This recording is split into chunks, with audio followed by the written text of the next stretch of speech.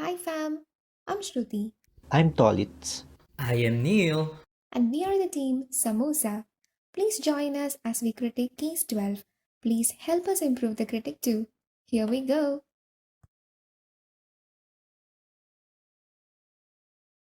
Click on an avatar to listen to audio. Identifying data. The identifying data should include age, birthday, gender, marital status, occupation, religious affiliation, and source of history at least.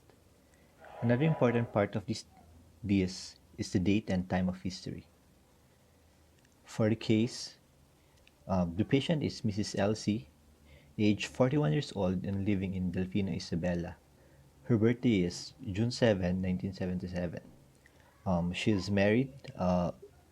Her religious affiliation is Roman Catholic and her occupation is a housewife.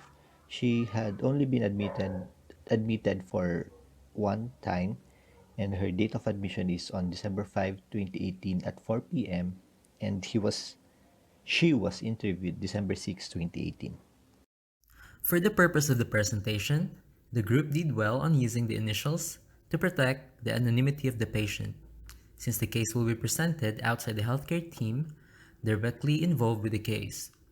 However, it may be more appropriate not to use titles like Mr. and Miss, or in this case, Mrs.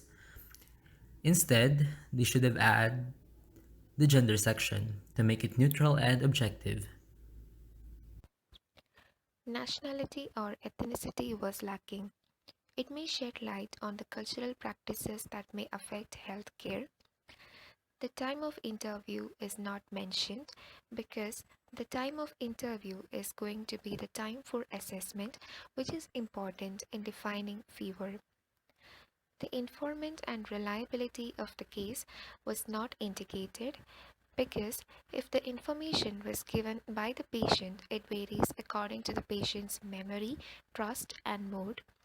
Also, it helps us to know if the patient was accompanied by a family member.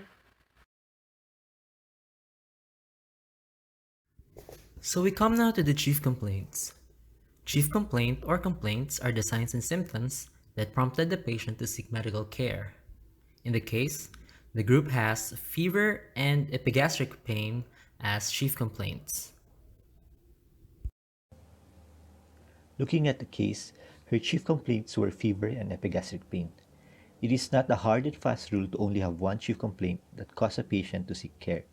So as a standalone, without looking into the history of present illness, it is acceptable to say that the patient's chief complaint was fever and epigastric pain if it was the most salient manifestation of a symptom that prompted her to come to the hospital.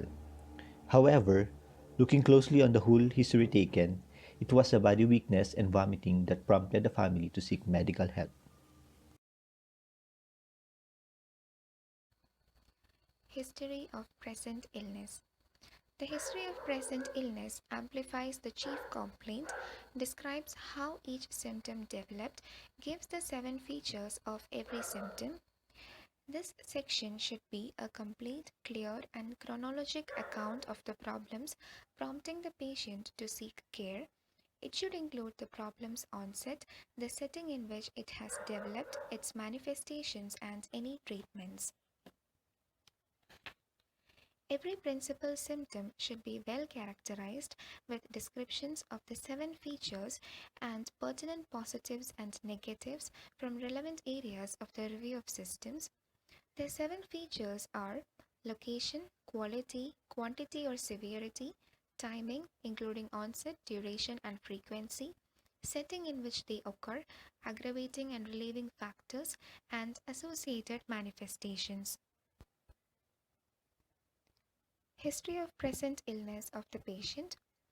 4 days prior to admission, patient experienced fever recorded by a thermometer of 37.7 degrees Celsius. The fever was intermittent and relieved by taking paracetamol. It was accompanied by mild and diffused headache, dizziness, and generalized body pain. There was also muscle and joint aches. She managed it by taking medications and having adequate rest. 3 days prior to admission, The patient started to have chills along with mild and intermittent epigastric pain and vomited 3 times containing fluids but not blood. She didn't take any medication for the abdominal pain but continued taking paracetamol for the fever every 4 to 6 hours and ingested large amounts of fluid. She claimed that she can still tolerate the symptoms, that's why they did not opt to visit a physician for a checkup. 2 days prior to admission, the symptoms persisted and she adapted the same management. On the day of admission, the complaints still persisted. It is already associated with body weakness and she vomited twice. This prompted the patient to go to the hospital ER at Delfino Isabella at around 2 p.m. Blood test was done and the platelet count of 24,000 per ml was recorded, thus rushing her to CVMC for admission at around 4 p.m. There was no cough and colds, diarrhea and flank pain noted. Instead of recording the history in bulletins, a paragraph form may have given avenue to clearly and accurately narrate the case. Let us explore more on the signs and symptoms that was presented by the patient. Let's begin with fever. The case does not indicate how the thermometer was used by the patient to assess the temperature and what time of the day was 37.7 degrees Celsius recorded by the patient, because fever is explained as an elevation of body temperature greater than 37.2 degrees Celsius in the morning and greater than 37.7 degrees Celsius in the evening. So it is important to know the time of day the temperature was recorded. Also, it does not indicate if the patient experienced any chills, because it is important in the differential diagnosis of the diseases with similar manifestations. And what was the pattern of fever? Was it worse at morning or night or by certain periods of time? Finally, it is important to ask the patient the last time she had experienced fever, what was the temperature recorded back then, and if she had taken any medications for the previous encounter. We can also see on the history of present illness that the patient experienced diffuse headache and generalized body pains for days prior to admission. It wasn't specified if these two symptoms existed 3 days prior to admission and onwards. If it was, what were the duration of the pain and relieving factors? Did the patient take any medication for the diffuse headache and generalized body pain? If the patient took an NSAID for the pain and headache, it may have caused epigastric pain or even worsening. It is also good to point out that the previous group did well in including the characteristics of the vomitus, like the vomitus containing fluids but no blood. However, frequency was not clear. For example, 3 days prior to admission, the patient vomited 3 times. Was it for that day only? Did she also vomit 3 times 2 days prior to admission? What was the timing for each vomit? This is important because vomiting within an hour of eating may point to gastroparesis or pyloric obstruction. If it occurs later, it may point to an intestinal blockage. Oftentimes, vomiting is a way for the body to relieve abdominal pain from a bowel obstruction. If the abdominal pain was not relieved by vomiting, it may indicate pancreatitis or cholecystitis. It is also good to ask for associated symptoms related to vomiting, like nausea, vomiting, spasmodic pain, and altered defecation, as this may point to diseases that may also explain her epigastric pain. Fever may suggest inflammation. Headaches or visual field changes may suggest that the vomiting is caused from an intracranial issue. Vertigo or tinnitus may suggest labyrinthine disease. Also, auscultation of the abdomen could also reveal absent bowel sounds that could point to ileus. High-pitched rashes for bowel obstruction and succussion splash upon abrupt lateral movement of the patient for gastroparesis or pyloric obstruction. It is also good to ask for your exposure to vectors and environment as this may cause her vomiting. Lastly, 2 days prior to admission, the symptoms existed. This should be probed further as it would give a clear picture of the disease progression. It wasn't clear if the chills, intermittent epigastric pain, and vomiting occurred 2 days prior to admission or did the symptoms subside or worsen. The group may now be able to extract the referral information because they did the interview in the ward. However, since the patient was seen by a physician or medical institution before it was brought to CVMC, it would be best if they were able to. In practice, the referral information is vital to the history of the present illness. This will give you the idea on what the referring physician has worked on to avoid redundancy in diagnostics and treatment, which could be both harmful to the patient and their pocket. This should include the exact name of the hospital and physician, what tests were done, because in the presentation they only documented the platelet count. Was the patient tested for CBC or just platelet alone?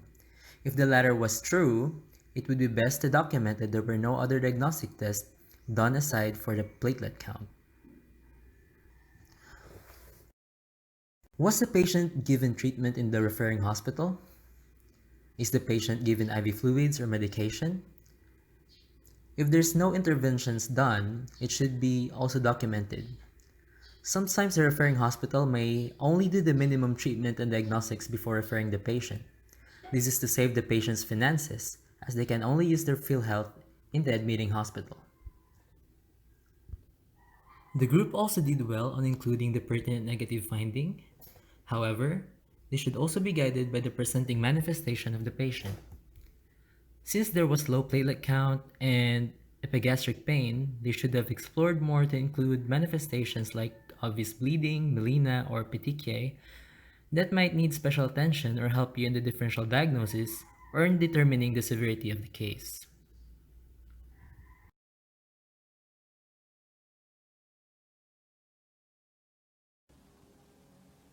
The past medical history includes a discussion and elaboration of childhood illnesses and adult illnesses as this may further explain the underlying cause of the patient's chief complaint. The adult illness is further divided into medical, surgical, and psychiatric illness.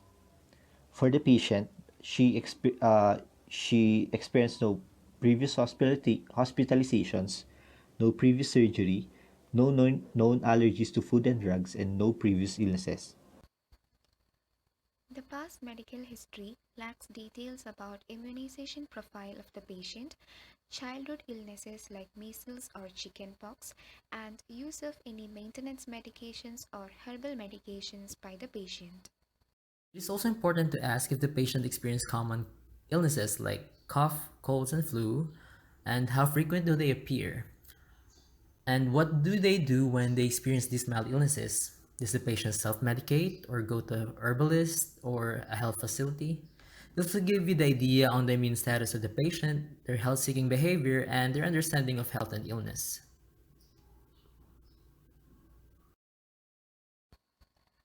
Family history. A family history holds important information about an individual's past and future life. Family history can be a diagnostic tool and can help guide decisions about genetic testing for the patient and at risk family members. Family history of the patient. Father died of peptic ulcer at age of 60 years old. Mother alive and healthy at age of 84 years old. One brother alive and healthy. No reported history of hypertension or other diseases. The family history lacks details on the health history of her children. Besides that, family history appears unremarkable. So we come now to the personal social history. According to Bates, this section should describe the patient's educational level, family of origin, household, personal interests, and lifestyle. These are the findings of the presenting group. Married to a farmer of 50 years old, two children, one male labor working, one female working as a teacher, living in Delfino, Isabela. Their house is made up of concrete with 3 rooms, and he lives with her husband, daughter, and son. They live close to a farm. and has reported many dengue cases in that area. She eats 3 times a day with no preference in food, with mixed diet, doesn't smoke or drink. The personal social history should capture the patient's personality and interest, sources of support, coping style, strengths, and concerns. It should include a detailed view of what a day in the patient's life look like. Occupation and living conditions should be further investigated to gain an understanding on vector exposure, as it was known that the place where she lives has reported dengue cases. Lifestyle habits such as exercise and diet should be further expounded, as her daily food intake, dietary supplement, coffee, and other beverages could explain her epigastric pain. The personal and social history lacks details about the educational attainment of patient, and for this case the environmental history of the patient is important. The kind of farm that was near their residence, the kind of neighborhood that the patient lived in, and water bodies or woods nearby. This might give an insight about the disease transmission by pests and parasites.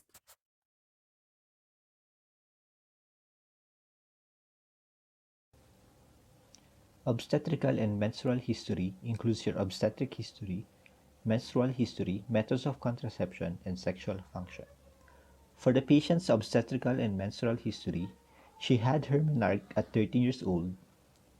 All her deliveries were via normal vaginal delivery with no complications.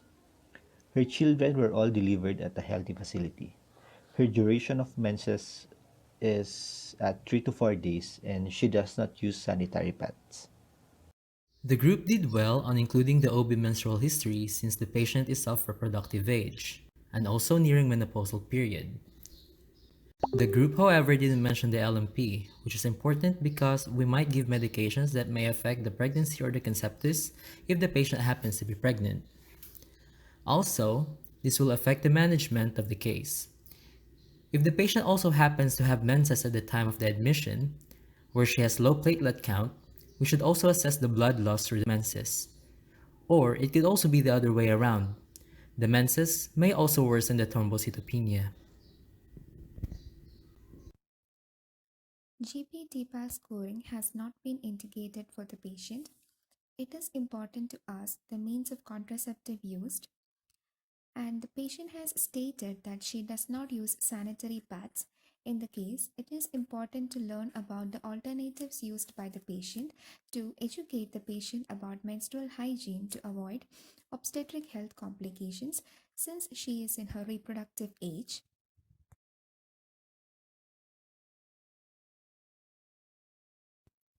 Review of system. The review of system is an inventory of the body systems that is obtained through a series of questions in order to identify signs or symptoms which the patient may be experiencing.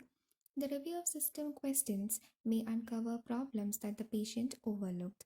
These are the findings of the group under ROS.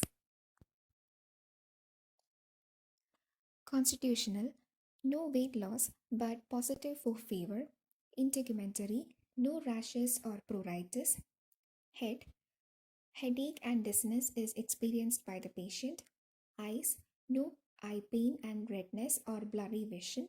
Ears, no earache and abnormal discharge. Nose, no nasal discharges and nose bleeds. Throat, negative for tonsillitis, dysphagia and odinophagia. Neurologic, no headache, seizure, or stiffness.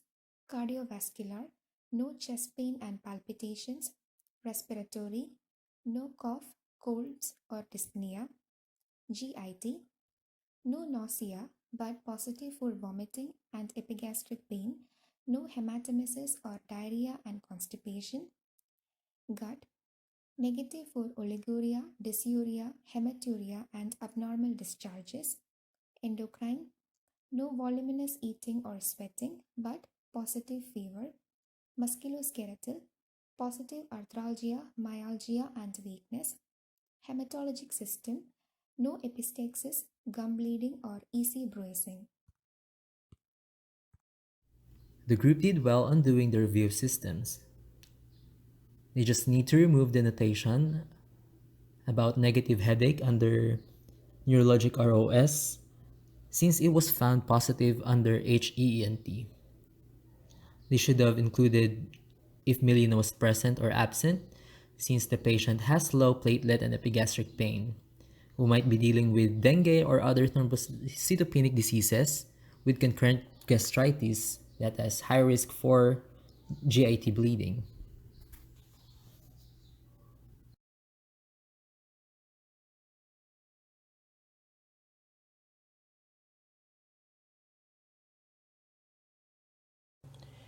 The physical examination is the process of evaluating objective anatomic findings through the use of observation, palpation, percussion, and auscultation. The information obtained must be thoughtfully integrated with the patient's history and pathophysiology. For the patient's general survey, the patient is conscious and coherent, afebrile, and not in cardiorespiratory distress. Her blood pressure is 110/80 on the left arm and on a sitting position. Her pulse rate is 71 beats per minute. Her respiratory rate is 20 counts per minute, and her O2 sat is 98%. Her temperature is at 36.6 degrees Celsius. Her skin shows no rashes, pallor, cyanosis, and pruritus, no clubbing of nails. Her scalp shows no lesions, normal in size, asymmetrical, and no masses found. No alopecia noted. Her eyes are asymmetrical, no drooping of eyelids, no eye discharges, pupils equally round and reactive to light, and whitish sclera. For there are no swelling, redness, and tenderness on her ears, and she has good hearing acuity. Her nose shows no congestion and discharges. In the physical exam, it is important to observe the general state of health, height, and build of the patient and mention obesity or weight loss so that the management of the patient can also include fixing the nutrition. Vital signs indicate if it is pulse rate or heart rate. If taken from the peripheries, it should be labeled as pulse rate, and if taken by auscultation, it should be labeled as heart rate. Oxygen saturation and respiratory rate of the patient is mislabeled. For the skin, they included only inspection. They may also include palpation for fever or cool, clammy skin from sympathetic activation since the patient has experienced vomiting, which can result in dehydration and fluid shifting.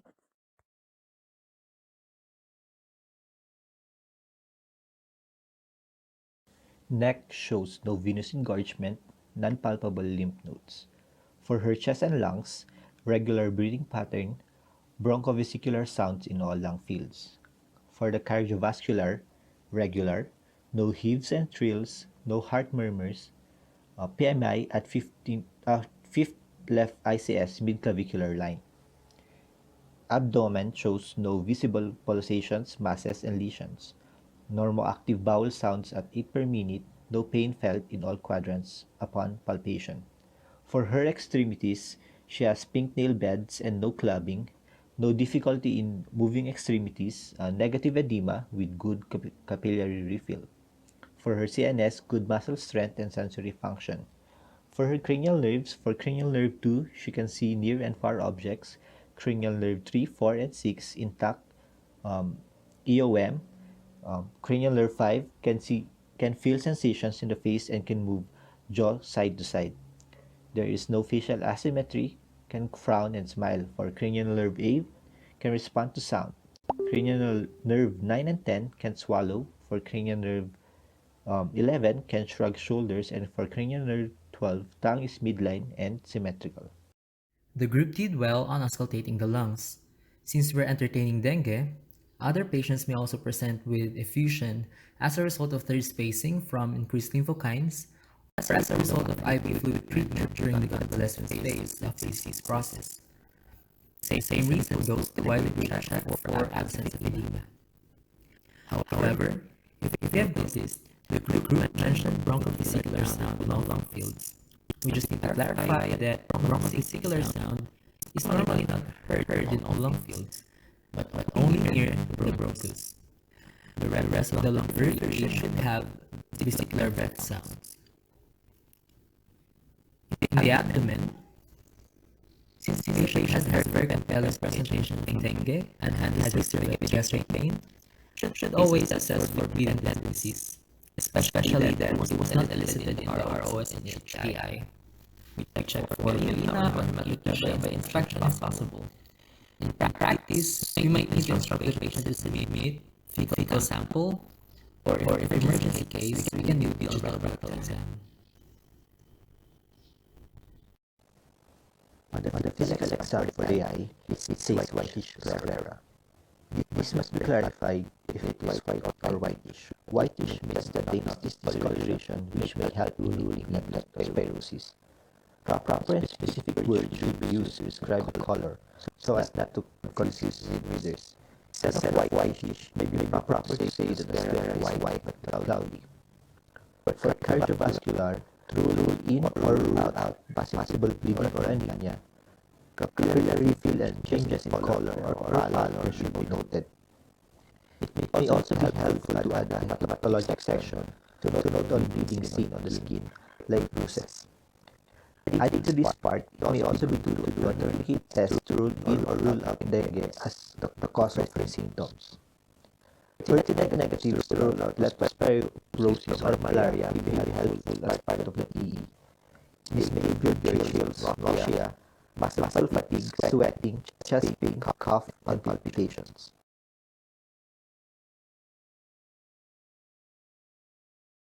After doing a thorough and comprehensive physical exam, we should protect ourselves from legal issues. It is best to note no other significant findings at the end of EPE. This means that you did a thorough physical exam, and if there was other findings seen after that, it means it is new, not present in your PE.